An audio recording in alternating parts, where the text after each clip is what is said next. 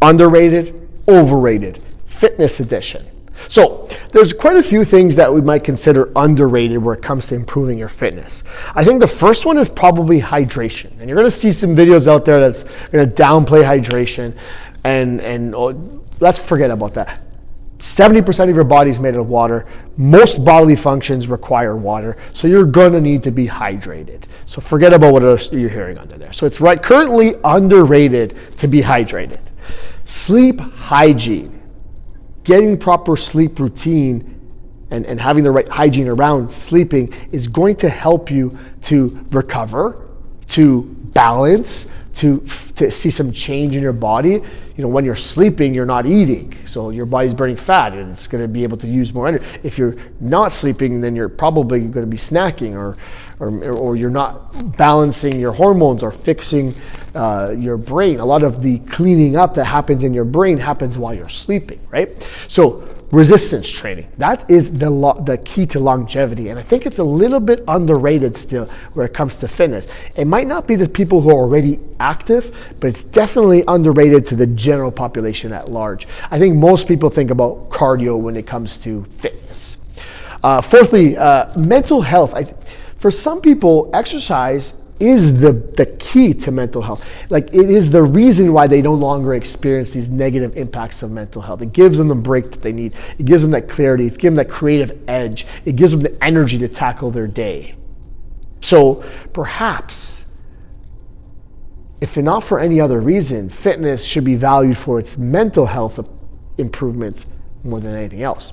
And I think finally, whole-based nutrition. I think looking at you as a whole, looking at everything in your diet, not one specific meal on its own, not one specific macronutrient, looking at whole foods, less processed, that is underrated still. I still think it's underrated.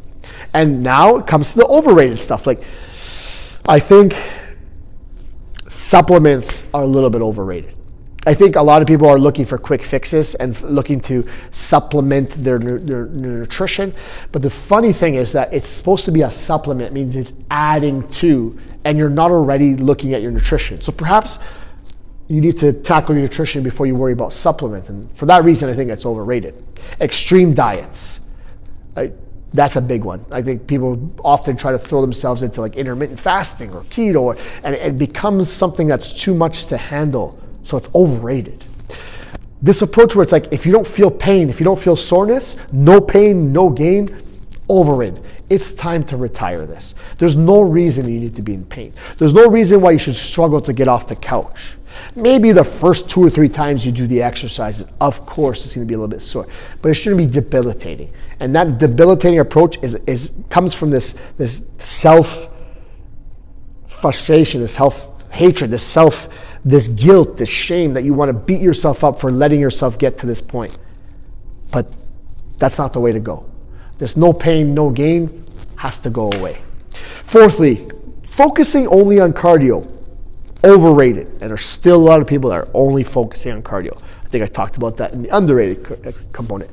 And finally, focusing only on weight loss. That's the number on this scale, the most overrated, because I think that it doesn't tell you enough. I think if you're looking at the scale and you're looking at body fat, okay, that's even better. If you're looking at that, body fat and clothing, even better. If you're looking at that and circumference measure, even better. Looking at all these plus photos, plus the energy, plus the mental health, looking at all the other ways that it's improving your life, you're stronger, you're feeling less tired, you're able to carry groceries in one trip, whatever it is. Looking at weight loss alone and using that as the only measure, that's definitely overrated.